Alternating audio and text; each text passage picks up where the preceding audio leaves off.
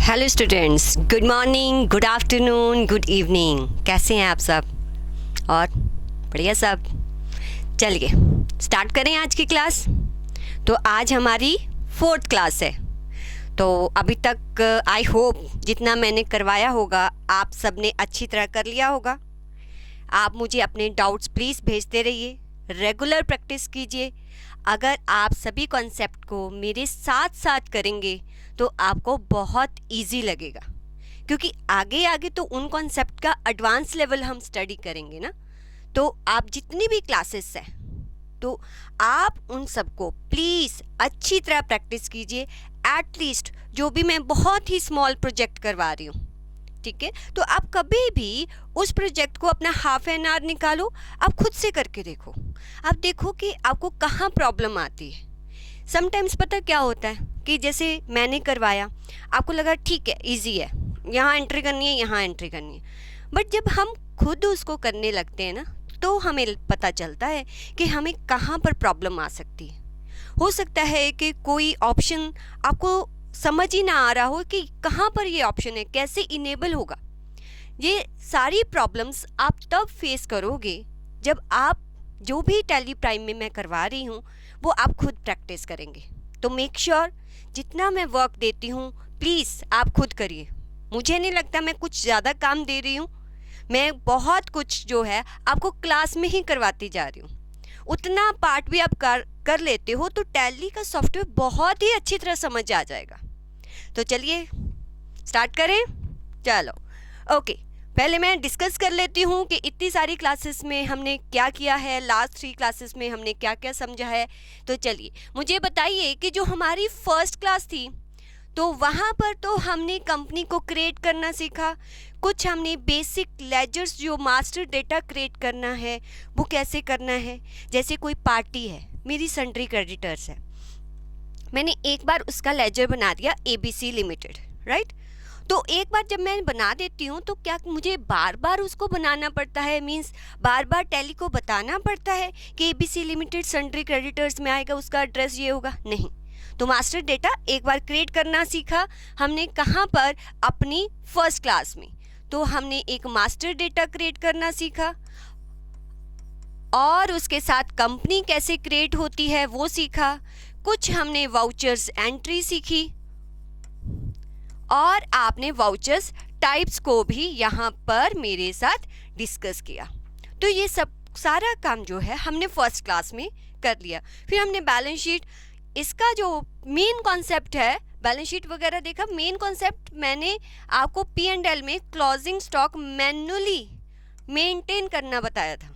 इस कॉन्सेप्ट को ध्यान से देख लेना, क्योंकि जो कॉन्सेप्ट मुझे लगता है कि स्टूडेंट लेटर ऑन जो है वो भूल जाता है, जब उसके माइंड से स्किप हो जाता है, तो वो मैं आपको हाईलाइट कर देती हूँ, बाकी सब कुछ आपको याद रहेगा। ये हमारे फर्स्ट क्लास का काम था। सेकंड क्लास में मुझे बताइए हमने सेकंड क्लास में क्या क्या सीखा। हमने स्टॉक को, हमने माना कि हमारा जो ऑर्गेनाइजेशन है वो इन्वेंट्री में डील करता है, वो वाइट गुड्स में डील करता है, वो टीवी फ्रिज इसमें डील करता है। तो हमने सोनी और सैमसंग के 45 इंचेस 50 इंचेस टीवी बनाए। हमने देखा कि वहाँ पर जो है वो स्टॉक आइटम कैसे क्रिएट होगा, मींस कंप्लीट इन्वेंट्री मैनेजमेंट, उसका ग्रुप कैसे क्रिएट होगा और उसकी कैटेगरी कैसे क्रिएट होगी। अब याद है कि स्टॉक आइटम क्या थी? जैसे 45 सोनी 45 इंचेस टीवी, ये तो आइटम थी।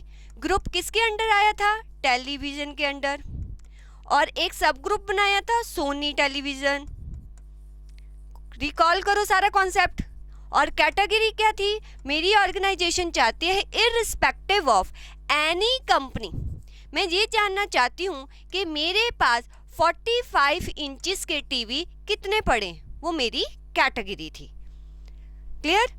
और उसके बाद फिर हमने नेक्स्ट क्लास में आपको ऑर्डर, परचेज ऑर्डर या सेल्स ऑर्डर, उसके बारे में मैंने आपको इन्फॉर्मेशन दी। ऑर्डर प्लेस होता है, फिर गुड को हम रिसीव, परचेज होगा तो रिसीव करेंगे, सेल होगा तो एक डिलीवरी नोट बनाएंगे। उसके बाद एक्चुअल और परचेज और सेल्स का इनवॉइस हम अपनी कंपनी में जो है वो फीड कर देते हैं। इसके साथ आपने एक कॉन्सेप्ट और समझा, कौन सा? रिजेक्शन इन और रिजेक्शन आउट। आप रिजेक्शन इन और रिजेक्शन आउट को इन वाउचर टाइप को कब यूज़ करते थे? मान लो कि मुझे कोई रिसीट, मैंने गुड्स रिसीव की, उनमें से कुछ डिफेक्टिव थी, अब मुझे वो वापस भेजनी है। जब मैं वो वापस भेजूंगी तो मैं सेल रिटर्न तो नहीं कर सकती। क्यों? क्योंकि मैंने अभी सेल्स को रिकॉर्ड ही नहीं किया। तो उस केस में जो नोट बनता है या जो एंट्री पास होती है वो कौन सी वाउचर टाइप में होती है? Rejection out. अब मैं इसको हाईलाइट कर रही हूँ, इसको हाईलाइट कर रही हूँ। तो ये दो कॉन्सेप्ट है जो मैं देखती हूँ कि यूजुअली जो स्टूडेंट होता है लेटर ऑन टाइम में वो इस कॉन्सेप्ट को भूल जाता है। तो इसको आपने याद रखना है। मुझे लगता है कि इतना ही काम, एक डिस्काउंट का फील्ड तो मैंने आपको बता ही दिया था, अगर ट्रेड डिस्काउंट होता है तो आप कैसे देंगे। तो इतना ही काम बस हमने अपनी लास्ट 3 क्लासेस में किया है। आज हमारी 4th क्लास है और 5th क्लास में मैंने आपको क्या बोला था? जितने 4 क्लासेस में मैं आपको कॉन्सेप्ट करवा दूंगी उसका मैं एक प्रोजेक्ट, कंप्लीट प्रोजेक्ट मीन्स जितने कॉन्सेप्ट आपको करवाए होंगे उन सभी को इनकॉर्पोरेट करके एक प्रोजेक्ट हम अपनी जो है वो 5th क्लास में करेंगे। तो मेक श्योर नेक्स्ट क्लास सुनने से पहले आप इन सभी कॉन्सेप्ट्स को अच्छी तरह से करेंगे। क्लियर? प्रॉमिस? चलिए करते हैं। आज हमारी 4th क्लास है। 4th क्लास में मेरे साथ देखिए क्या क्या करना है। फर्स्ट कॉन्सेप्ट जो हम करेंगे, एक करेंगे हम क्रेडिट एंड डेबिट नोट। इस कॉन्सेप्ट को आगे जाके थोड़ा एडवांस लेवल पर भी करवाऊंगी, लेकिन आज मैं सिर्फ इसका जो नॉर्मल एंट्रीज होती हैं क्रेडिट नोट और डेबिट नोट में वो वाली डिस्कस करेंगे। लेटर ऑन स्टेज पर इंटरेस्ट कैलकुलेट होता है उसकी एंट्री, वो अभी भूल जाओ। आज हम सिर्फ इसका एडवांस लेवल डिस्कशन नहीं करेंगे, क्रेडिट और डेबिट नोट का एक नॉर्मल एंट्री डिस्कशन करेंगे। तो क्रेडिट नोट, डेबिट नोट कब बनते हैं मैं आपको बता देती हूँ। देखिए, अगर मैंने परचेज किया, मुझे बताइए आपने एबीसी लिमिटेड से परचेज किया, अभी तक जो एंट्री डाली है आपने परचेज टू एबीसी लिमिटेड, यहाँ पर क्या करते हो? एबीसी लिमिटेड को क्या करते हो? क्रेडिट कर देते हो, परचेज को डेबिट कर देते हो। देखो मैं आपको समझा रही हूँ क्योंकि कंफ्यूज रहते हैं स्टूडेंट्स बाद में कि कहाँ क्रेडिट नोट यूज़ होगा, कहाँ डेबिट नोट यूज़ होगा। आज एक मंत्रा दे रही हूँ, याद रखना है हमेशा, ध्यान से सुनिए, अलर्ट रहिए। देखिए आपने एंट्री क्या की? Purchase to ABC limited, ABC को क्या किया? क्रेडिट किया। अब मुझे बताइए मैंने इससे 10 क्वांटिटीज ली थी eight the rate of 1000, total मैंने इससे 1 लाख की परचेज की होगी। 10 कोई क्वांटिटी ली थी स्टॉक की 1 लाख के टोटल रेट पर। अब उसमें से 2 डिफेक्टिव निकली।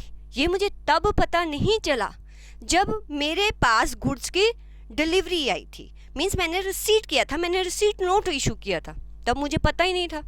रिसीट नोट मैंने लिया और जब मेरी जो ऑर्गेनाइजेशन है उसमें रिसीट नोट बनता ही नहीं, जैसे ही गुड्स आती हैं मैं डायरेक्टली परचेज डाल देती हूँ। ऐसा भी हो सकता है, जरूरी नहीं ऑर्गेनाइजेशन रिसीट नोट जनरेट करती हो। मान लीजिए वो रिसीट नोट जनरेट नहीं करते, वो क्या करते हैं जैसे ही गुड्स आता है सीधी की सीधी परचेज की एंट्री डाल देते हैं। अब जब परचेज की एंट्री डल चुकी है तो रिजेक्शन आउट की तो केस ही नहीं बनता। तो उस केस में मान लीजिए इसमें से जो 2 क्वांटिटी हैं eight the rate of 1000 defective निकल गई, तो अब मुझे जो है परचेज को रिटर्न करना है। तो मैं परचेज का ऐसा कोई वाउचर टाइप देखा, कौन कौन सा वाउचर टाइप था? परचेज था, सेल था, रिसीट था, पेमेंट था, जर्नल था, कॉन्ट्रा था।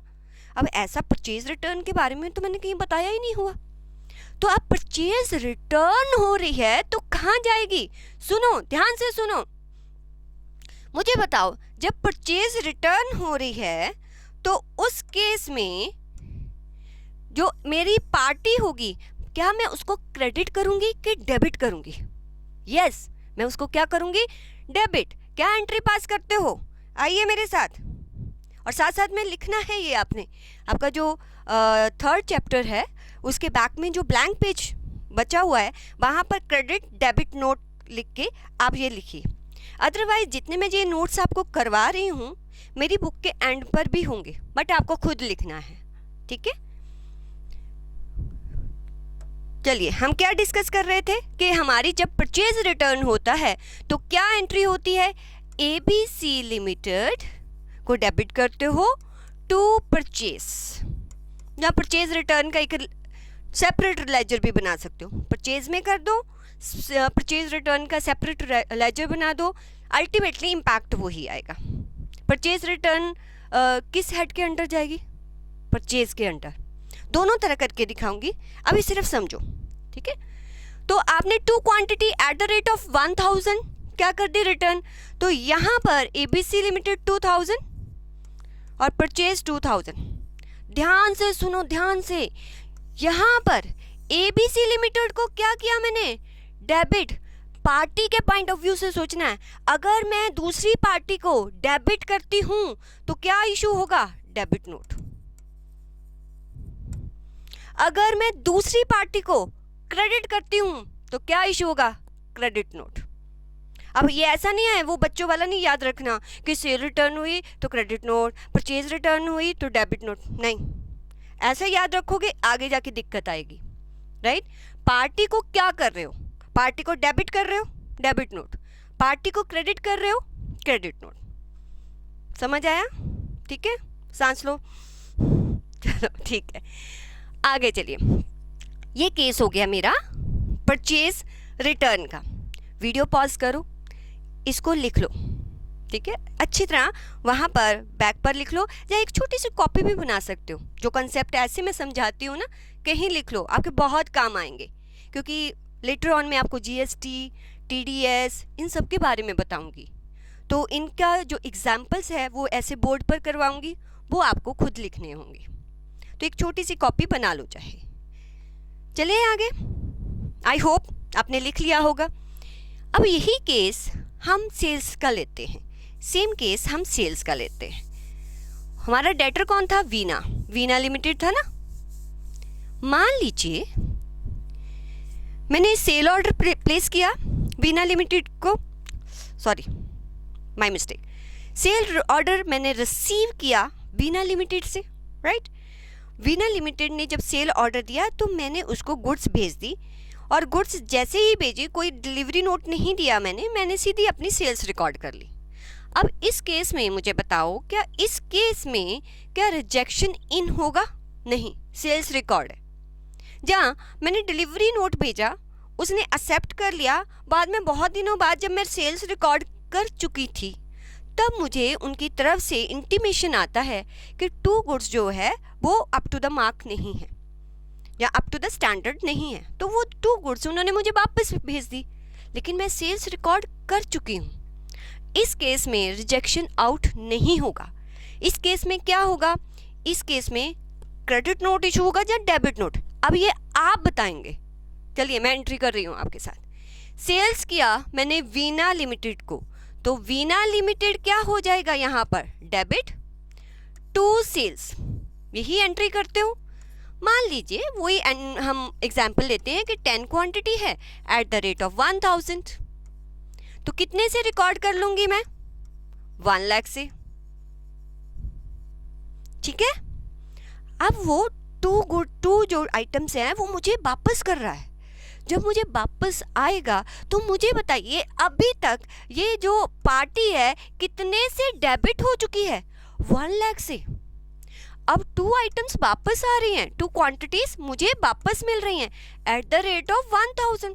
कितना हो गया? 2000। अब 2000 से जब मुझे वापस मिलेंगी तो मैं इसको 2000 से क्या करूंगी? 2000 से मैं इसको, मैं कुछ गलत तो नहीं कर रही? देखो बच्चे, तुम बताते नहीं हो, यहाँ पर 1 लाख थोड़ी आएगा। 10 क्वांटिटीज है, 1000 रुपीज से तो 10,000 आएगा। ठीक है, मैं भी कहूँ कहीं गलती हो रही है, अब पीछे भी वो ठीक कर लेना परचेज वाला। ठीक है, 10,000 से हमने क्या किया, वीना लिमिटेड को डेबिट कर दिया। अब जो है 2 क्वांटिटीज वापस कर रहा है 1000 की, तो मुझे 2000 से उस पार्टी को अब क्या करना पड़ेगा। सेल रिटर्न होती है, सेल रिटर्न की एंट्री क्या करते हो, सेल्स रिटर्न टू वो वाला पार्टी यहाँ इस केस में क्या हो रही है, क्रेडिट, क्या एंट्री करते हो। चलिए, सेल्स कितने से, 2000 से, टू बीना, क्या किया, उस पार्टी को आपने क्या किया, क्रेडिट। अब पार्टी क्रेडिट हुई है, पार्टी के पॉइंट ऑफ व्यू से सोचना है, पार्टी क्रेडिट हुई है तो यहां पर इशू क्या होगा, क्रेडिट नोट। समझ आ गया डेबिट नोट और क्रेडिट नोट का क्या रोल होता है। ये आपने सोचना है पार्टी के पॉइंट ऑफ व्यू से, अपने पॉइंट ऑफ व्यू से नहीं सोचना। आप जो पार्टी हमने रिकॉर्ड कर रही है अपने बैलेंस शीट में, वो डेबिट है या क्रेडिट है, आप लेटर ऑन स्टेज पे उसमें क्या चेंजेस कर रहे हो। अगर उसको क्रेडिट कर रहे हो तो क्रेडिट नोट, उसको डेबिट कर रहे हो तो डेबिट नोट। इतना याद रखना है, ये मंत्र याद रखना है आपने। क्लियर। तो आज की क्लास में एक तो हम क्रेडिट नोट, डेबिट नोट जो है कैसे हम इसकी एंट्री करते हैं उसके बारे में सीखेंगे। पॉज करो और इसको लिख लो। लास्ट भी जो अमाउंट की मिस्टेक होगी वो अपने आप ठीक कर लेंगे। ठीक है, इतना करोगे ना। चलो ठीक है, आई होप लिख लिया होगा। मैं इसको क्लियर कर रही हूँ।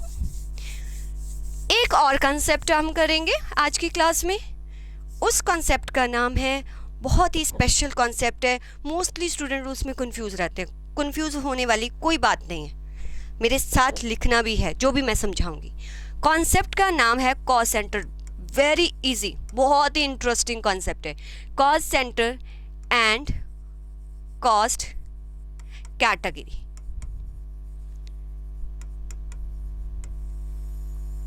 देखो, पहले मैं आपको बताती हूँ एक्चुअल में कॉस्ट सेंटर होता क्या है। ऑर्गेनाइजेशन में बहुत सारे डिपार्टमेंट्स होते हैं, ठीक है, जब बहुत सारे उसके प्रोसेसेस होते हैं। वो ऑर्गेनाइजेशन क्या करती है, अपने डिपार्टमेंट्स को बाइफ्रिकेट कर लेती है in between cost centre. Means किस पर, किस डिपार्टमेंट वो कितना कॉस्ट इनकर्ड करती है। जितना कॉस्ट इनकर्ड करेगी, जिस डिपार्टमेंट पे कॉस्ट इनकर्ड होता है उसको बोलते हैं कॉस्ट सेंटर। जैसे एग्जांपल देती हूँ, आपको समझ ऐसे नहीं आएगा। मान लीजिए मेरी ऑर्गेनाइजेशन में 3 डिपार्टमेंट हैं। एग्जांपल लिख सकते हो, 3 डिपार्टमेंट्स हैं। कौन कौन से डिपार्टमेंट हैं? एक मेरा फाइनेंस डिपार्टमेंट है, एक मेरा अकाउंट डिपार्टमेंट है और एक मेरा मार्केटिंग डिपार्टमेंट है। ठीक है, अब क्या करती हूँ कि मैं इलेक्ट्रिसिटी का बिल पे करती हूँ। क्या इलेक्ट्रिसिटी इन तीनों डिपार्टमेंट में यूज़ होती होगी? जब आप इलेक्ट्रिसिटी का, मैंने 1 लाख का पेमेंट किया तो आपने एंट्री क्या की होगी, इलेक्ट्रिसिटी टू कैश। और इलेक्ट्रिसिटी आपके P&L में दिखाई दे रहा होगा। क्या उस P&L से आप ये पता कर सकते हो कि ये इलेक्ट्रिसिटी की कंजम्पशन फाइनेंस डिपार्टमेंट ने कितनी की है, अकाउंट्स डिपार्टमेंट ने कितनी की है, मार्केटिंग डिपार्टमेंट ने कितनी की है? आप कहो कि मैम ऐसा बाइफ्रिकेट भी हम कैसे करेंगे? उसके लिए हमें कोई ना कोई पैरामीटर लेना पड़ता है जिसके बिहाफ पर हम किसी डिपार्टमेंट को उस कॉस्ट को एलोकेट करते हैं। जैसे क्या होगा कि जितने स्विचेस इस डिपार्टमेंट के अंदर लगे होंगे, इलेक्ट्रिसिटी स्विचेस, उसके अकॉर्डिंग मैं क्या करती हूँ, उस बिल को बाइफ्रिकेट कर देती हूँ तीनों में।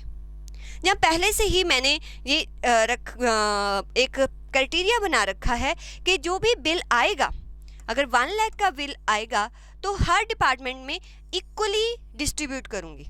इक्वली क्यों डिस्ट्रीब्यूट करना है? क्योंकि मुझे ये पता करना है कि किसी एक पर्टिकुलर डिपार्टमेंट पे मैं कितना खर्चा कर देती हूँ। तो उसके लिए आप क्या करते हो, इसको बिल को आप सभी डिपार्टमेंट में इक्वली डिस्ट्रीब्यूट कर देते हो। अब मान लीजिए आपने सैलरी पे की। सैलरी जो है, अब सैलरी तो मैं देख सकती हूँ ना कि मैंने फाइनेंस डिपार्टमेंट के एम्प्लॉयज़ को कितनी दी है, मार्केटिंग डिपार्टमेंट के एम्प्लॉयज़ को कितनी दी है, या अकाउंट्स डिपार्टमेंट के एम्प्लॉयज़ को कितनी दी है। मान लो जो फाइनेंस डिपार्टमेंट में काम कर रहा है, मैंने टोटल जो सैलरी मेरी डिस्ट्रीब्यूशन हुई है वो 3 लाख की हुई है टू कैश।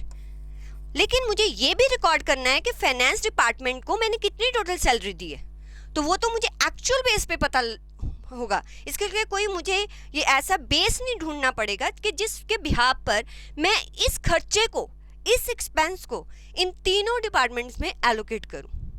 तो मुझे पता है कि फाइनेंस में जो एम्प्लॉय है उनको मैंने 1 लाख दिया है, और इस डिपार्टमेंट में 1,50,000 दिया है, और जो 50,000 बच गया वो मैंने मार्केटिंग डिपार्टमेंट को दिया, जो एक्चुअल होगा।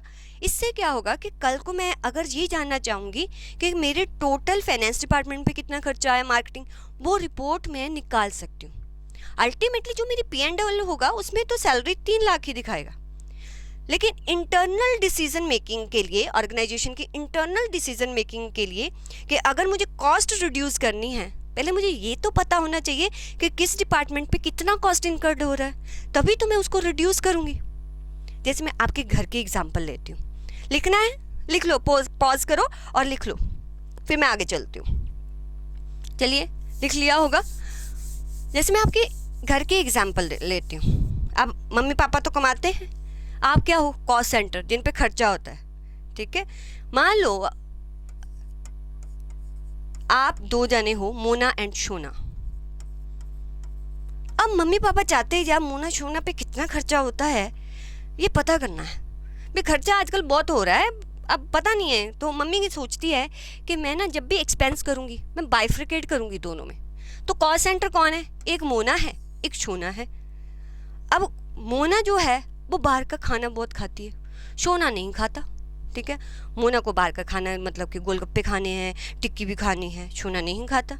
अपने पर नहीं लेना, मैं सिर्फ समझा रही हूँ, ठीक है। तो मम्मी पापा के लिए आप क्या हो, कॉस्ट सेंटर, आप पे खर्चा किया जाता है। अब मम्मी ने देखना है, अरे यार इतना खर्चा होता कि कहाँ पर है। अब मम्मी जो है वो फीस देती है, आपकी स्कूल की फीस देती है। ऑब्वियसली वो अपने खर्चे में तो स्कूल फीस ही लिखेगी कि यार 20,000 जो है स्कूल फीस दी, ठीक है। लेकिन मोना की जो स्कूल फीस है वो 12,000 है, इसकी है 8,000। फिर जो है आउटसाइड फूड पे खर्चा हुआ, आउटसाइड फूड पे 6,000 खर्चा हुआ, इस पे हुआ 4,000 और इस पे हुआ 2,000, राइट। अब क्लोथिंग पर खर्चा हुआ, क्लोथिंग पर खर्चा हुआ। अब जो शोना है उसको कपड़ों का बड़ा शौक है, उस पे खर्चा हो गया 10,000। मोना को तो खाने पीने का शौक है, उस पे हुआ सिर्फ 2,000। तो टोटल एंड में ये खर्चा तो आएगा कि क्लोथिंग पर जो है टोटल खर्चा जो है वो 12,000 है। ये तो पूरा घर का खर्चा है, ये एक हाउस का खर्चा है। लेकिन ये जो खर्चे हो रहे हैं, ये मोना पर कितने हो रहे हैं, शोना पर कितने हो रहे हैं, ये हम उसके कॉस्ट सेंटर बना के बाइफ्रिकेट करेंगे, ठीक है। तो यहाँ पर पता चलेगा कि अगर मम्मी को खर्चे को कंट्रोल करना होगा तो पहले देखेगी कि ये खर्चा जो है सबसे ज़्यादा यहाँ पर हो रहा है, इधर रिड्यूस हो जाएगा तो मेरा ओवरऑल खर्चा घर का रिड्यूस हो जाएगा। तो ऐसे ही कंपनी में भी हम ये जानना चाहते हैं कि किस पर्टिकुलर डिपार्टमेंट या किस एम्प्लॉय को कितनी सैलरी टोटल देते हैं। आपने अभी तक तो यही किया ना, सैलरी जब आपके एम्प्लॉयज़ होते हैं, मान लो कि आपकी कंपनी में 10 एम्प्लॉयज़ हैं, उनके नाम थोड़े लिखते हो, सैलरी टू कैश कर देते हो या बैंक कर देते हो। अब आपने सैलरी अगर आपने नाम भी लिखने हैं तो वो कॉस्ट सेंटर्स में लिखोगे। कॉस्ट सेंटर्स वो होता है जिस पे एक्चुअल में खर्चा इनकर्ड किया जाता है। फिर प्रॉफिट सेंटर भी आएगा, अभी नहीं, आज मैं सिर्फ कॉस्ट सेंटर और कॉस्ट कैटेगरी बताऊंगी। अब बोलो फिर कॉस्ट कैटेगरी क्या होती है? कॉस्ट कैटेगरी का मतलब होता है कि जिस कैटेगरी को वो बिलोंग करते हैं। अब कैटेगरी ये मोना शोना किस कैटेगरी को बिलोंग कर रहे हैं? बच्चे हैं भाई उनके, ठीक है। तो चिल्ड्रन, पहले वाली एग्जाम्पल में मेरा जो कॉस्ट सेंटर था वो फाइनेंस था, मार्केटिंग था और अकाउंट्स था। क्या कैटेगरी है? डिपार्टमेंट। मेरी इससे पता चलेगा अगर मुझे पूरे डिपार्टमेंट्स पे कितना खर्चा आ रहा है वो देख सकते हो। हाँ, उसके आगे उसका ब्रेकअप देखना है तो वो कॉस्ट सेंटर है। तो एक कैटेगरी, उस कैटेगरी में जो जो आएगा, ठीक है। तो चिल्ड्रन की कैटेगरी में जो जो आएंगे हम सब डाल देंगे, उनका अलग अलग खर्चा डाल देंगे। तो ऐसे हम अपने टैली में भी कॉस्ट सेंटर्स और कॉस्ट कैटेगरीज को जो है क्रिएट करते हैं, मैनेज करते हैं और रिपोर्ट्स जनरेट करते हैं। धीरे धीरे समझ आ जाएगा, अभी प्रैक्टिकल भी करके देखेंगे, ठीक है। तो these are the cost centres and cost category, हमारे आज की क्लास का सेकंड टॉपिक। लिख लिया? पॉज कर लिया करो अगर कुछ लिखना होता है, ठीक है। नेक्स्ट, धीरे धीरे इस पर प्रोजेक्ट्स करते जाएंगे और भी क्लैरिटी इन कॉन्सेप्ट्स की आपको आती जाएगी। एक और कॉन्सेप्ट करना है हमने इंटरेस्ट कैलकुलेशन का। तो 3 कॉन्सेप्ट है आज आपके क्लास में। कौन सा कॉन्सेप्ट है? Interest calculation. क्या आपको याद है कि लास्ट क्लास में जब मैंने एबीसी लिमिटेड का बिल बाय बिल डिटेल को यस किया था तो वहां पर क्रेडिट पीरियड जो है वो 30 डेज दिया था। 30 डेज के मतलब है, क्रेडिट पीरियड देने का मतलब है कि एबीसी लिमिटेड को आफ्टर 30 डेज मुझे क्या करना पड़ेगा? पेमेंट करना पड़ेगा। अगर नहीं करूंगी तो उसके क्या कॉन्सिक्वेंसेस होंगे? ऑब्वियसली वो मुझ पर एक इंटरेस्ट चार्ज करेगा।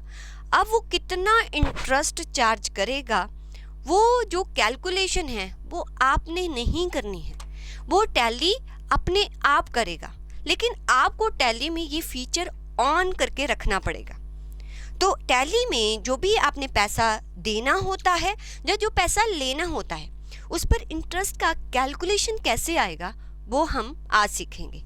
मैं सिर्फ आपको यहाँ पर ये बताना चाहती हूँ कि अगर आपने इंटरेस्ट के बारे में कुछ सीखा होगा तो आपको ध्यान होगा कि इंटरेस्ट की कैलकुलेशन 2 टाइप से होती है। एक होता है सिंपल इंटरेस्ट, एक होता है कंपाउंड इंटरेस्ट। अगर आप इस कॉन्सेप्ट को भूल गए हैं कोई प्रॉब्लम नहीं, जैसे मैंने आपको प्रॉमिस किया था हर कॉन्सेप्ट को मैं आपको पहले बताऊंगी। सिंपल इंटरेस्ट क्या होता है? एग्जाम्पल लेती हूँ कि जैसे आपने या किसी भी मोना शोना ने लोन ले लिया, 10,000 का उसने लोन लिया। मान लीजिए किसने लिया भाई? मोना ने। किससे लिया? शोना से।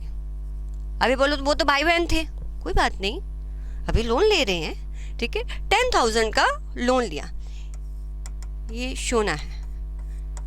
अब शोना कहता है कि भी ये 10,000 का मैंने लोन दिया है वो मैंने 10% ईयरली इंटरेस्ट पे दिया है आपको, और ये इंटरेस्ट की कैलकुलेशन सिंपल इंटरेस्ट रेट है, सिंपल है, ये कंपाउंड रेट नहीं है, ये सिंपल इंटरेस्ट रेट है। तो आप मुझे बताओ कि अगर मुझे 3 साल के बाद ये लोन वापस करना है विद इंटरेस्ट तो मुझे कितना अमाउंट वापस करना पड़ेगा? तो मुझे कितना अमाउंट वापस करना पड़ेगा? देखो मैंने कितना लिया उससे? 10,000। उसने क्या बोला कि ईयरली इंटरेस्ट मुझे कितना लगेगा? 10%। तो 10% 10,000 का कितना हो जाता है आपका? 1,000। तो हर साल मुझे 1,000 रुपये उसको इंटरेस्ट के फॉर्म में देने पड़ेंगे। अब नेक्स्ट ईयर भी 1,000 और लगेगा, उसके नेक्स्ट ईयर भी 1,000 और लगेगा, तो टोटल इंटरेस्ट कितना हो गया? 3,000। ओके, मेरा प्रिंसिपल अमाउंट कितना था? 10,000। तो आफ्टर 3 इयर्स मुझे कितना उसको वापस करना पड़ेगा? 13,000 अगर सिंपल इंटरेस्ट रेट था। पर अगर वो कहता है कि भी नहीं मैं 10% दूंगा, compound interest rate, yearly compounding जो होती है ना वो डे बाय डे भी होती है, मंथली भी होती है, और ईयरली भी होती है, क्वार्टरली भी होती है। इतना नहीं सोचना, मैं सिखाऊंगी आपको, धीरे धीरे सिखाऊंगी। अभी हम ये सीख रहे हैं कि अब उसने 10% yearly compounding, not simple, compounding interest rate पे मुझे ये पैसा दिया है। अब कैसे कंपाउंडिंग होगी? देखो 10,000 दिया, पहले साल का 10% कितना? 1,000। नेक्स्ट ईयर जो है, जो मेरा प्रिंसिपल अमाउंट था कंपाउंड होगा। अब ये 1,000 यहाँ पर ऐड हो जाएगा। अब इस टोटल का 10% आपको इंटरेस्ट रेट लगेगा, तो कितना हो जाएगा आपका? 1,100। ठीक है। अब आप यहाँ पर टोटल कितना हो गया था? 11,000। 11,000 में आप 1,100 प्लस करेंगे और मीन्स इंटरेस्ट के ऊपर भी इंटरेस्ट लगेगा, दैट इज कॉल्ड कंपाउंडिंग 10%। तो कितना हो जाएगा? 11,000, गलती ना हो जाए क्योंकि लास्ट टाइम हो गई थी, तो 1,100 का 10%, 1210। अब मुझे बताओ कि मुझे टोटल जो इंटरेस्ट देना पड़ेगा तो वो मुझे छोना को कितना देना पड़ेगा, 1310। तो देखो कंपाउंड में इतना इंटरेस्ट बनता है, सिंपल में इतना बनता है, और at the end of 3 years principal amount plus हो जाएगा तो टोटल मुझे 13,310 रुपीज़। मीन्स अल्टीमेटली मैं ये कहूँ कि कंपाउंडिंग जब होती है तो इंटरेस्ट जो है ज़्यादा, इंटरेस्ट का अमाउंट ज़्यादा हो जाता है। यहाँ 3000 था, यहाँ 3310 है, यहाँ 310 रुपीज़ मैं एक्स्ट्रा दे रही हूँ। This is called compound interest. ये मैं ईयरली बेस पे लिया। अगर मेरा जो क्रेडिटर है वो कहता है कि 10% मंथली कंपाउंडिंग करेगा, तो अगर मैंने 10,000 का उससे कुछ भी बाय किया है तो 10,000 पहले महीने 1,000 रुपया इंटरेस्ट आ जाएगा। नेक्स्ट मंथ 10,000 प्लस 1,000, तो उस 11,000 का 10% मुझे 1100 इंटरेस्ट देना पड़ेगा। तो this is called compound interest. अगर वो बोलेगा सिंपल, तो जितने महीने मैं डिले करूंगी हर महीने का 1,000 बढ़ता जाएगा। ठीक है, तो आपको इंटरेस्ट रेट बताया हो, आपको आपका क्रेडिटर इंटरेस्ट रेट बताएगा। जैसे आप अपने डेटर को देते हो कि आप भी 1 मंथ के बाद मुझे पैसा वापस कर देना, अदरवाइज मैं 12% जो है वो इंटरेस्ट चार्ज करूंगी ईयरली पर 1 मंथ के बाद। अब 12% ईयरली पर एनम का इंटरेस्ट रेट है, तो 1 महीने का इंटरेस्ट रेट कितना होगा, तो 12% कितने हैं, 12 महीने का है, तो 1 महीने का अल्टीमेटली मैं कितना चार्ज कर रही हूँ, 1%। तो 10,000 का 1% मैं उससे 100 रुपीज़ फर्स्ट मंथ में चार्ज कर लूँगी। अगर वह 2 मंथ्स के बाद वापस करता है, अगर सिंपल इंटरेस्ट है, फिर दूसरे महीने का भी 100 रुपीज़, तो ऐसे 100 रुपीज़ मैं उससे चार्ज करती रहूँगी जब तक वो मुझे पेमेंट वापस नहीं करता। पर अगर मैं बोलती हूँ कि नहीं, मैं तो तुझे कंपाउंड इंटरेस्ट पर पैसा वापस लूँगी तुझसे, तो वो पहले 10,000 पर 1% 100 रुपये पहले महीने में बस वापस कर देगा, तो 10,100 वापस करेगा। पर अगर वो नेक्स्ट मंथ भी ले लेता है तो 10,100 पर फिर 1% ऐड हो जाएगा, वो 100.10 समथिंग बन जाएगा। तो मीन्स कंपाउंड मतलब कि अगर कंपाउंडिंग उसको बतानी पड़ती है, आपको सिस्टम को बतानी पड़ेगी कि कंपाउंडिंग कब करे। मीन्स कंपाउंडिंग का मतलब जो भी इंटरेस्ट कैलकुलेट होता है वो मंथली या ईयरली बेस पर इस प्रिंसिपल अमाउंट में प्लस करके इंटरेस्ट चार्ज करे, कि वो मंथली बेस पर इंटरेस्ट ऐड करे और चार्ज करे। ठीक है, this is all about your simple में सिर्फ प्रिंसिपल अमाउंट पे इंटरेस्ट चार्ज होता है। कंपाउंड में क्या होता है कि इंटरेस्ट कैलकुलेट होके प्रिंसिपल पर वो ऐड हो जाता है, फिर उसके ऊपर फिर दोबारा से इंटरेस्ट चार्ज होता है।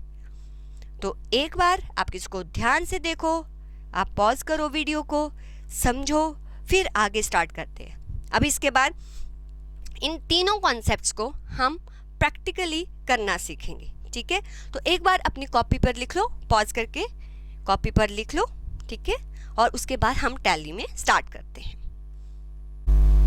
चलिए स्टार्ट करते हैं। अपनी बुक खोल लीजिए, वहाँ पर टॉपिक आप ओपन कीजिए, cost centre and cost categories. इस वाले टॉपिक को आपने ओपन करना है। आज एक नई कंपनी बनाइए, क्लास 4 है आपकी, उसमें जो जो टॉपिक हम सीखेंगे आप उसको कंपनी के सामने लिख लीजिए।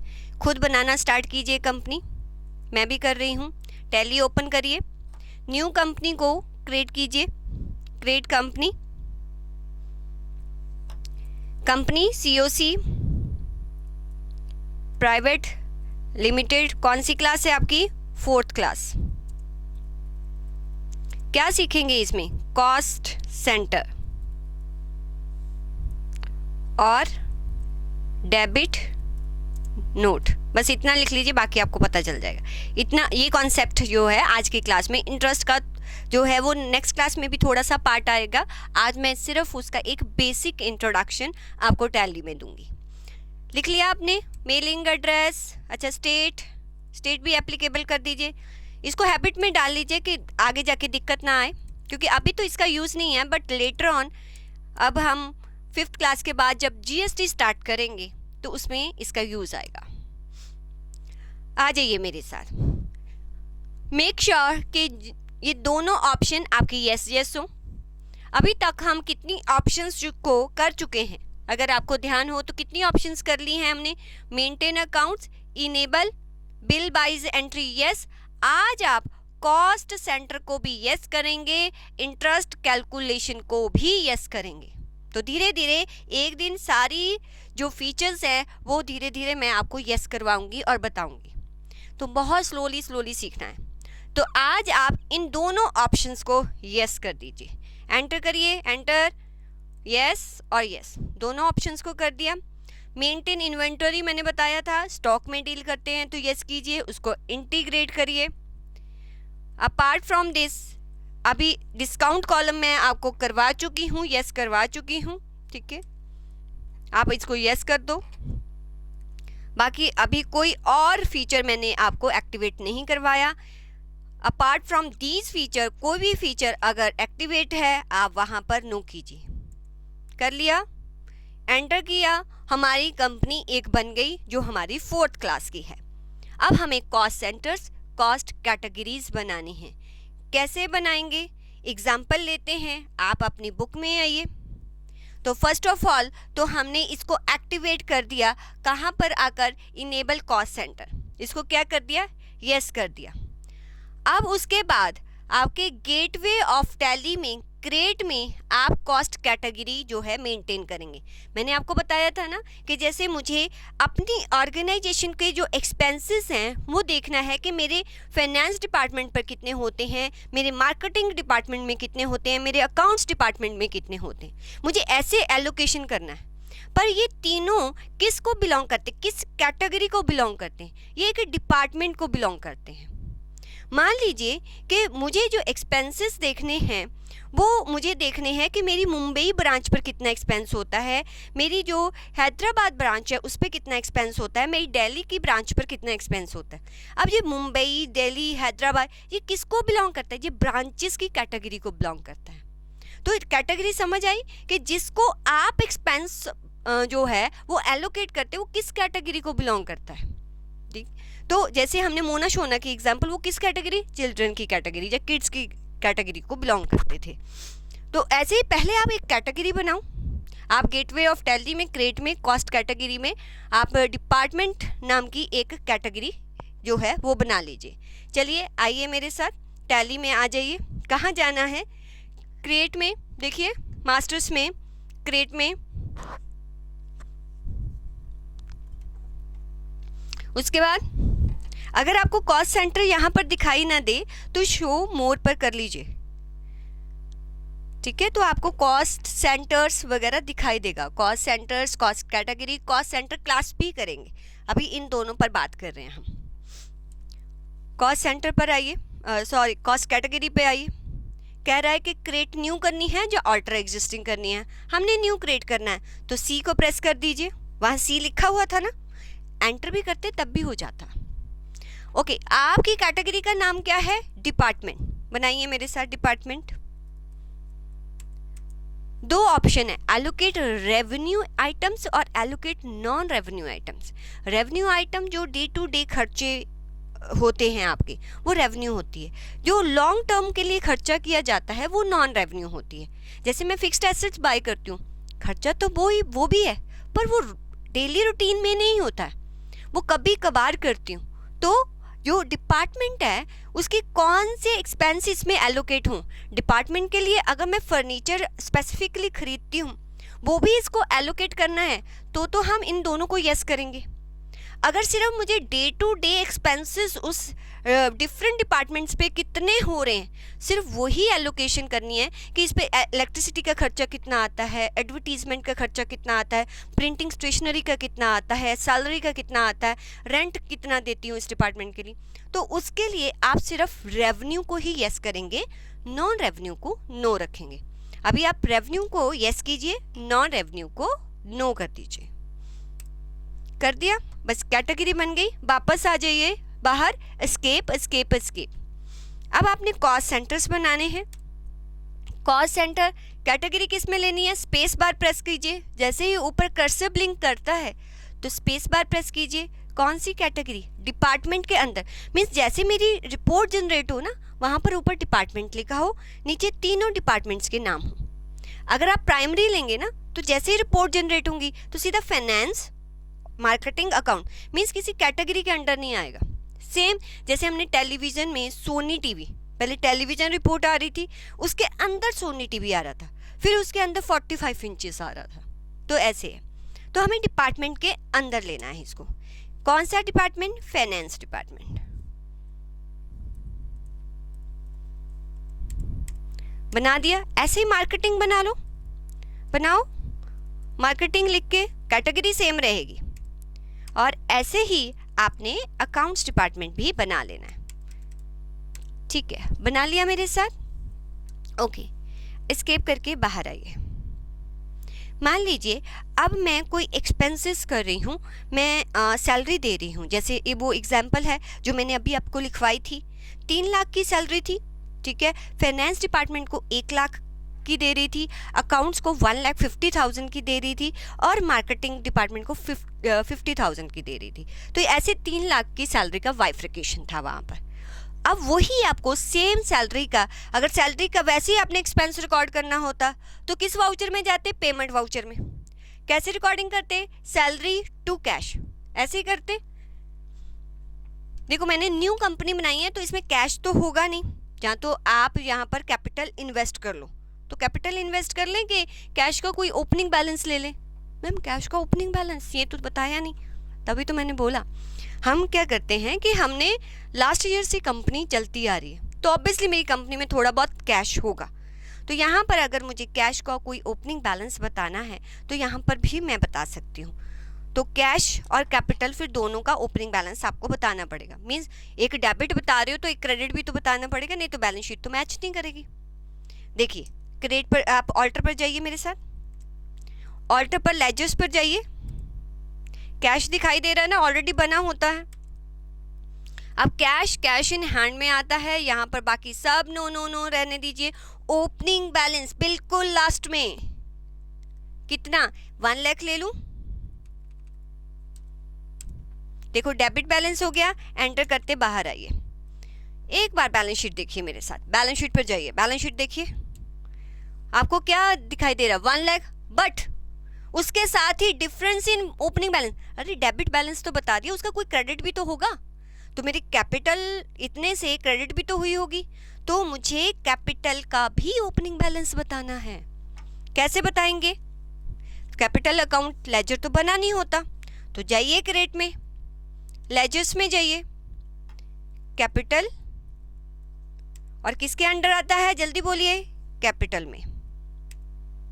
यहाँ पर बाकी सब नो नो रहने दीजिए, सिर्फ ओपनिंग बैलेंस। लास्ट ईयर मैंने इन्वेस्ट कर दिया था, ठीक है, तो मेरा कैपिटल का भी क्रेडिट जो बैलेंस था 1 लाख था, कैश भी 1 लाख है, ऐसा बैलेंस शीट में दिख रहा होगा वहाँ।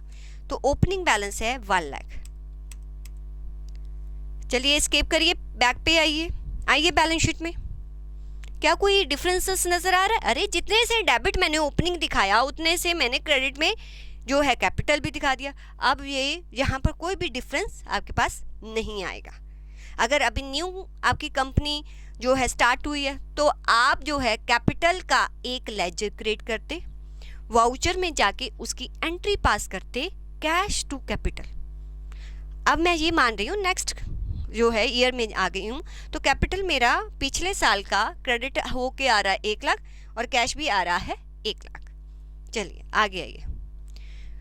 अब कॉस्ट सेंटर, अब मुझे पेमेंट करनी है 3 लाख की। ओहो, कैश तो 1 लाख रुपया है, 3 लाख की पेमेंट कैसे करोगे?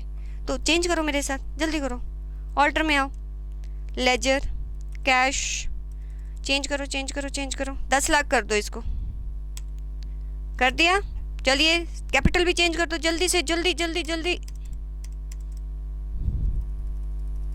नहीं हुआ तो कोई बात नहीं, पॉज कर लो वीडियो। चलो ठीक है, तो 10 लाख आ गया। अब हम 3 लाख की पेमेंट कर सकते हैं। वाउचर्स में आइए, आप पेमेंट करनी है मुझे, ठीक है। लेकिन जब मैं पेमेंट करूंगी ना तो मुझे ये भी बताना है, जो सैलरी दे रही हूँ 3 लाख, P&L में 3 लाख नजर आएगा, ये भी मुझे रिकॉर्ड में रखना है कि किस डिपार्टमेंट को कितनी सैलरी दे रही हूँ। यहाँ पर मेरे यहाँ पर कॉस्ट सेंटर क्लासेस जो है वो ऑन है, आपके यहाँ पर नहीं होगा। ये कैसे ऑन होता है मैं आपको बता देती हूँ। जैसे आप पेमेंट वाउचर खोला है आपने, यहाँ पर आपके राइट हैंड साइडर के लोअर कॉर्नर पर F12 कॉन्फ़िगरेशन होगा, प्रेस करिए, F12 प्रेस करिए मेरे साथ। तो यहाँ पर आपको कुछ ऑप्शंस जो हैं नज़र आ रही हैं। एक ऑप्शन यहाँ पर है सिलेक्ट कॉस्ट सेंटर क्लास, आपके यहाँ पर नो होगा, मेरा इधर एक्टिवेट है, मैं नो कर देती हूँ। मैं चाहती हूँ कि जैसा आपका वाउचर दिखाई दे रहा है मेरा वाउचर भी वैसा ही दिखाई दे।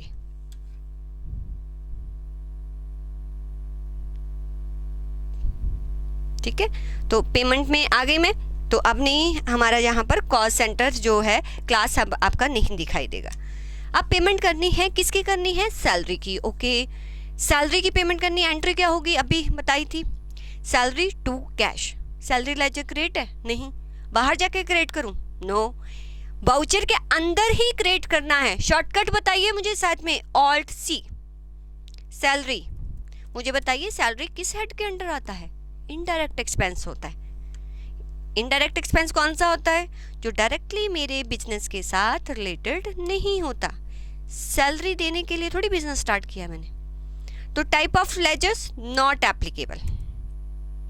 कॉस्ट सेंटर, यहाँ पर प्लीज रुकिए, लेजर बनाया, इनडायरेक्ट एक्सपेंस नॉट एप्लीकेबल अभी यहाँ पर किया आपने। कॉस्ट सेंटर एप्लीकेबल, यस रहने दीजिए, इंटरेस्ट नहीं अभी आपने करना, सिर्फ कॉस्ट सेंटर। एंटर कर दीजिए, दैट्स इट, बन गया। कितनी है सैलरी जल्दी बताइए? 3 लाख। जैसे ही आपने 3 लाख पर एंटर किया आपके सामने एक स्क्रीन नजर आ गई। कॉस्ट कैटेगरी, ये 3 लाख किस कैटेगरी को दे रही हूँ? डिपार्टमेंट्स को दे रही हूँ। स्पेस बार प्रेस कीजिए, आ गया ना डिपार्टमेंट्स, कॉस्ट कैटेगरी डिपार्टमेंट्स को। डिपार्टमेंट में किस किस डिपार्टमेंट को दे रही हूँ? जैसे ही यहाँ कर्सर आए, स्पेस बार, किस डिपार्टमेंट को दे रही हूँ? फाइनेंस, कितनी? 1 लाख। उसके बाद अकाउंट्स, कितनी? 1,50,000। उसके बाद कौन सा? मार्केटिंग। जब आप उस डिपार्टमेंट का फर्स्ट लेटर प्रेस करोगे ना, अपने आप वो हाईलाइट हो जाता है। तो जैसे हाईलाइट आपको दिखे कि इधर हाईलाइट हो गया, एंटर कर दिया करो। टोटल सैलरी बन गई ना, वो 3 लाख का मैंने ऐसे बाइफर्केशन कर दिया, एंटर किया। To cash. अब देखो हमारे पास 10 लाख रुपीस था, 3 लाख की हमने सैलरी दे दी, हमारे पास बच के इतना गया 7 लाख। एंटर करते बाहर आ जाइए। अब मेरे साथ आप एक बार P&L देखिए। P&L में आपको क्या दिखा रहा है? Indirect expenses. ठीक है, इनडायरेक्ट एक्सपेंसेस को अगर हम जो है वो एक्सपेंडेड करते हैं, ऑल्ट F5 करके रिपोर्ट को एक्सपेंड करते हैं, क्या यहाँ पर वो बता रहा है सिर्फ सैलरी बता रहा है? ये बता रहा है किस किस डिपार्टमेंट को? ये कभी भी P&L में नहीं है। ये तो मेरी इंटरनल मैनेजमेंट ये देखना चाहती है कि जो सैलरी है वो किस किस डिपार्टमेंट को मैं देती हूँ। ठीक है, कितना देती हूँ, किस पे कितना खर्चा होता है, उसकी एक अलग से रिपोर्ट निकलेगी। अगर आप इस पे एंटर भी करते जाओगे, सैलरी आएगा, फिर सैलरी की एंट्री आपको दिखाई। यहाँ पर उस कॉस्ट सेंटर का बाइफर्केशन नहीं आएगा। अगर मुझे एग्जैक्टली देखना है कि ये सैलरी मैंने किस डिपार्टमेंट को दी है, तो कैसे देखेंगे? आ जाइए गेटवे ऑफ टैली। एक तो गो टू जब पर जाके आप सीधा यहाँ पर कॉस्ट कैटेगरी जो है ब्रेकअप देख सकते हैं। यहाँ पर लिख दीजिए कॉस्ट, यहाँ पर cost centre breakup of ledger लिख लीजिए। किसका देखना है आपको? यहाँ पर लेजर्स दिखाएगा, सैलरी का मुझे ब्रेकअप देखना है। तो जैसे ही मैंने सैलरी के लेजर पर एंटर करूँगी तो वो अब मुझे बताएगा कि डिपार्टमेंट पर टोटल खर्चा 3 लाख है और उनमें 3 डिपार्टमेंट्स आते हैं, उन तीनों का खर्चा ऐसे 1,50,000, 1 लाख और 50,000 है, ऐसे दिखाएगा वो। ठीक है, क्लियर? अब एक और एंट्री मेरे साथ, ये तो मैंने सैलरी दी है। मान लीजिए कि मैं प्रिंटिंग एंड स्टेशनरी का खर्चा भी करती हूँ, तो जितनी जितनी स्टेशनरी फाइनेंस डिपार्टमेंट या मार्केटिंग डिपार्टमेंट में यूज़ हो रही है, मैं उसके अकॉर्डिंग उसका खर्चा उसको एलोकेट कर देती हूँ। तो मान लीजिए कि 60,000 का स्टेशनरी टोटल इस साल खर्चा हुआ, 20,000 का खर्चा अकाउंट्स पर हुआ है और 20,000 का खर्चा 30 का जो है फाइनेंस पर और बाकी मार्केटिंग डिपार्टमेंट पर। तो ऐसे आप एक एंट्री करिए, किसकी करनी है? Printing and stationery. वाउचर्स पे चले जाइए, पेमेंट करनी है, क्या करना है, entry printing and stationery expense है, राइट, टू कैश। अब मुझे वो लेजर क्रिएट करना पड़ेगा, तो ऑल्ट सी प्रेस कर दीजिए, प्रिंटिंग एंड स्टेशनरी।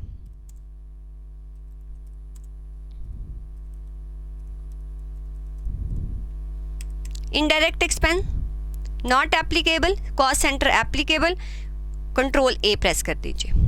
कितना खर्चा हुआ मेरा 60,000। कॉस्ट कैटेगरी किस पर, डिपार्टमेंट पर। कौन से डिपार्टमेंट पर, फाइनेंस पर मेरा खर्चा हो रहा है जो 20,000। अकाउंट्स पर हो रहा है 30,000 और बाकी जो है वो मार्केटिंग डिपार्टमेंट पर हो।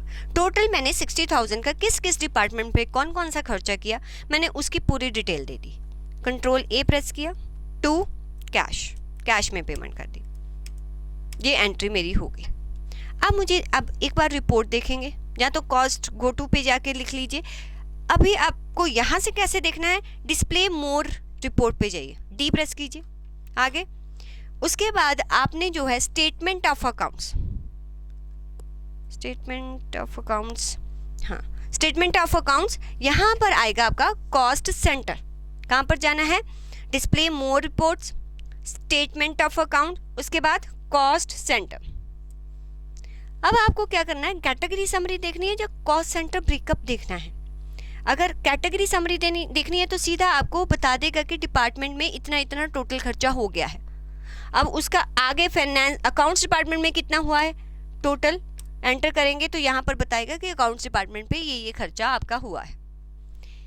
ये तो कैटेगरीज वाइज बताया।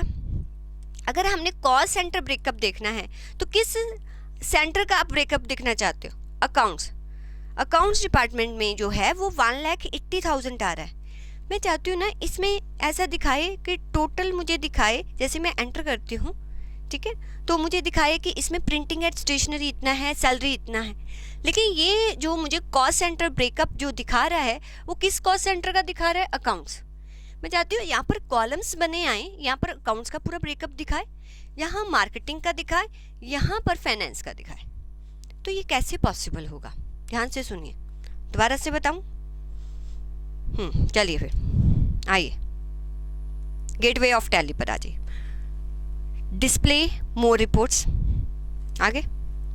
फिर आपको कहाँ जाना है, स्टेटमेंट ऑफ अकाउंट्स आगे। फिर आपको कॉस्ट सेंटर्स, देन आपको कॉस्ट सेंटर ब्रेकअप।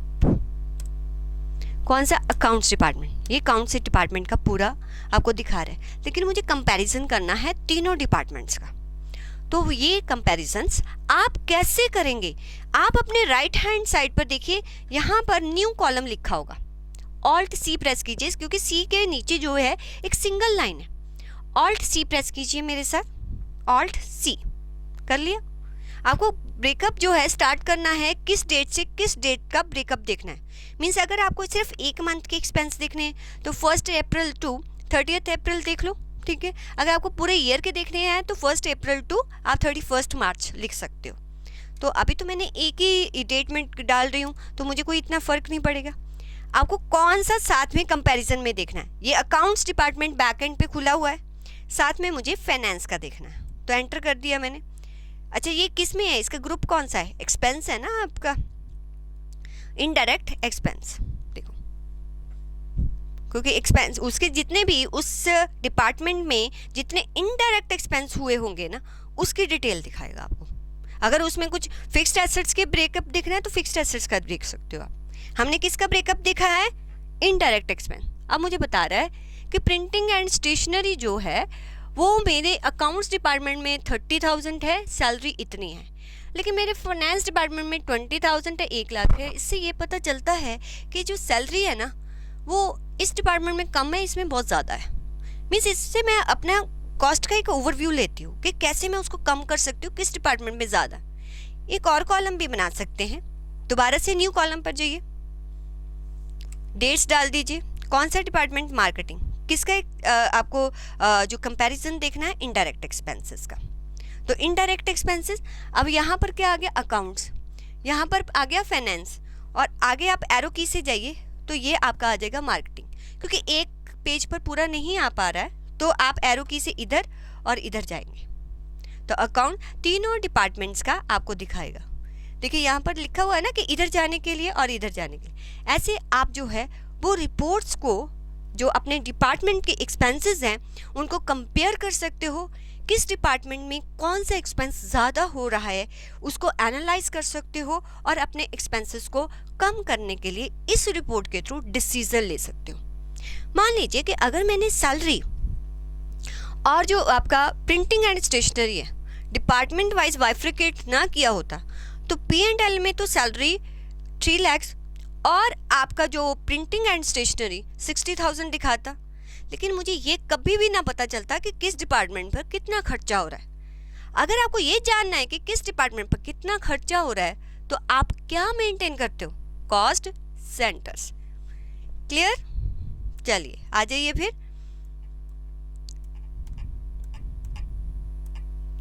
ठीक है, अब मान लीजिए एक खर्चा होता है, जैसे मैंने बोला इलेक्ट्रिसिटी, और इलेक्ट्रिसिटी का खर्चा मैं कैसे बाइफ्रिकेट करती हूँ कि कितने स्विचेस लगे हुए हैं। जब मैं स्विचेस के थ्रू देखती हूँ तो मुझे लगता है कि जो खर्चा इलेक्ट्रिसिटी का हो रहा है, आप बुक में आइए, बुक में आइए, बुक में कहाँ है ये रे, अरे तो कहाँ खुल गया, देखो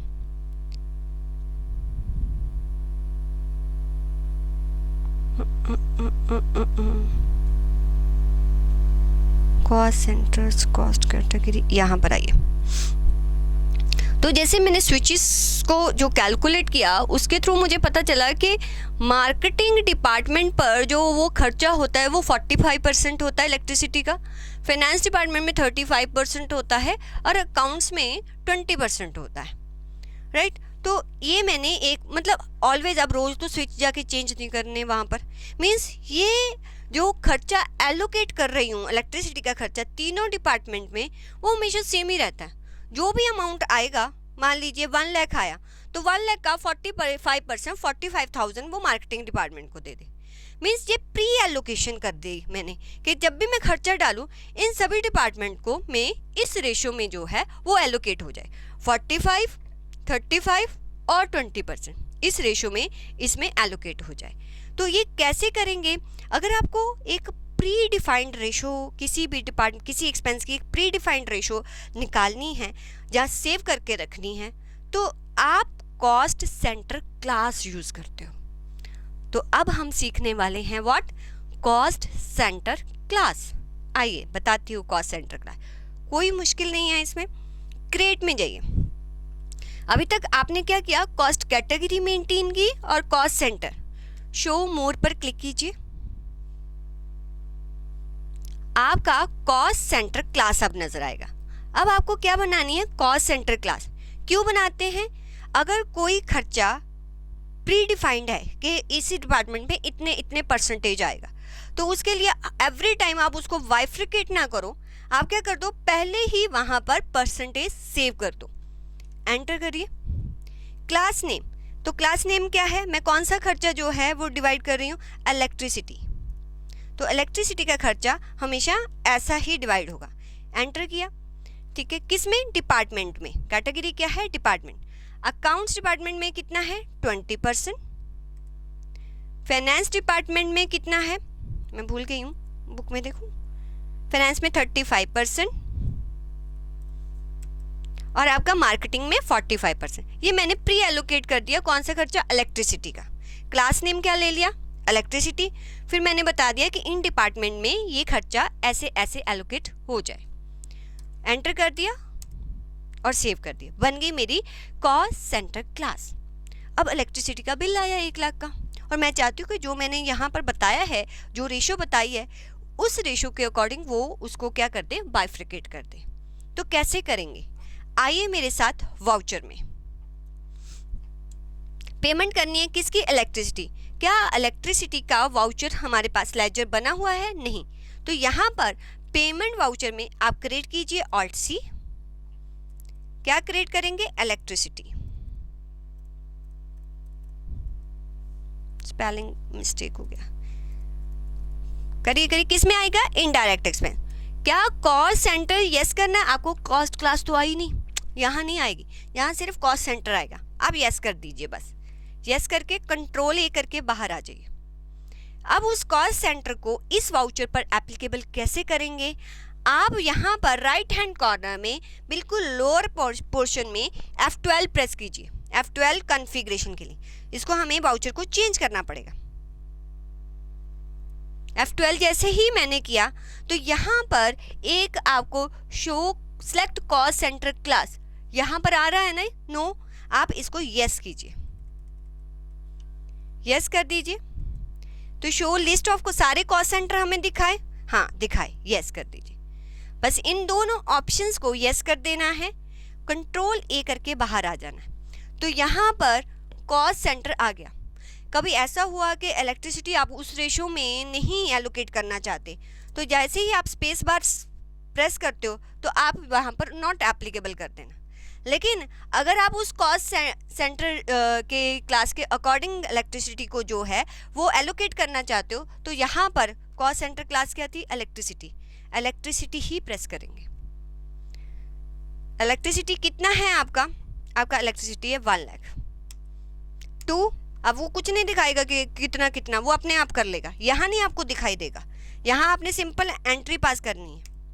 आप यहाँ पर क्लास का नाम दे दीजिए, वो अपने आप बैकएंड पर एलोकेट कर देगा। अभी दिखाती हूँ कि कैसे एलोकेट हुआ। आप इसको सेव कर दीजिए। अब उसने एलोकेट किया कि नहीं अगर देखना है तो पेज अप कीजिए, पेज अप की प्रेस कीजिए। देखो क्या मैंने उसको बताया था ये एलोकेशन करनी है, उसने अपने आप कर दी इलेक्ट्रिसिटी की। ठीक है, तो कॉस्ट सेंटर क्लास में आप प्री डिफाइंड एक परसेंटेज दे देते हो कि इस एक्सपेंस को वो इस डिपार्टमेंट में इस रेशियो में एलोकेट करेगा। क्योंकि कुछ एक्सपेंसेस ऐसे होते हैं जो किसी बेस के बिहार पर हमें डिपार्टमेंट्स में एलोकेट करने पड़ते हैं। कुछ एक्सपेंसेस ऐसे होते हैं जो डायरेक्टली हम जो है इनकट करते हैं उस डिपार्टमेंट पे, हमें पता होता है कि सैलरी इतनी दी है, तो उसका कोई परसेंटेज नहीं होता। तो अगर आपने कोई ऐसा है पर्टिकुलर परसेंटेज में वो हमेशा एक्सपेंस एलोकेट होता है, तो पहले ही उसकी एक कॉस्ट सेंटर क्लास बना दीजिए और उसके अकॉर्डिंग आप इसमें बाइफर्केशन कर सकते हैं। चलिए अब एक बार हम कॉस्ट सेंटर ब्रेकअप देखते हैं। P&L में तो अगर आप P&L देखोगे ना, तो P&L में तो सिंपल आपको एक्सपेंसेस दिखाएगा। ये एक्सपेंस किस डिपार्टमेंट पे हुए यहाँ पर वो दिखाई हमें नहीं देगा। वो कहाँ से दिखाई देगा हमें? आप स्किप करके आएंगे, डिस्प्ले मोर रिपोर्ट्स में जाएंगे, उसके बाद स्टेटमेंट ऑफ अकाउंट्स में जाएंगे, कॉस्ट सेंटर में जाएंगे, कॉस्ट सेंटर ब्रेकअप में जाएंगे। किसका देखना है? आपने अकाउंट डिपार्टमेंट का देखना है, तो ये आपको सारे अकाउंट डिपार्टमेंट का ब्रेकअप बताएगा। अगर कैटेगरी वाइज देखना है, बैक करिए, कैटेगरी समरी, तो बताएगा कि 3 डिपार्टमेंट से उन हर डिपार्टमेंट में टोटल खर्चा हमारा इतना हो रहा है। ठीक है, तो ये सारी डिटेल हमें वो दे देगा, बाइफ्रिकेट कर देगा। क्लियर? तो अगर आपने तीनों डिपार्टमेंट को आपस में जो है वो एक तरह से कंपैरिजन करना है, तो आप कॉस्ट सेंटर पर जाइए, डिपार्टमेंट सेलेक्ट करिए, न्यू कॉलम लीजिए, दूसरा डिपार्टमेंट साथ में आएगा। तो आप दोनों का कंपैरिजन कर सकते हो कि 2 या 3 डिपार्टमेंट्स का, कि किस डिपार्टमेंट में कौन सा एक्सपेंस बहुत ज़्यादा हो रहा है। तो ऐसे कंपैरिजन रिपोर्ट भी आप निकाल सकते हो। क्लियर हुआ आपको ये कॉन्सेप्ट? ठीक है, चलो एक बार आप खुद देख लो जितना मैंने करवाया है। आप 1 मिनट का ब्रेक लो, आप इसको देखो, फिर हम अब आगे करते हैं।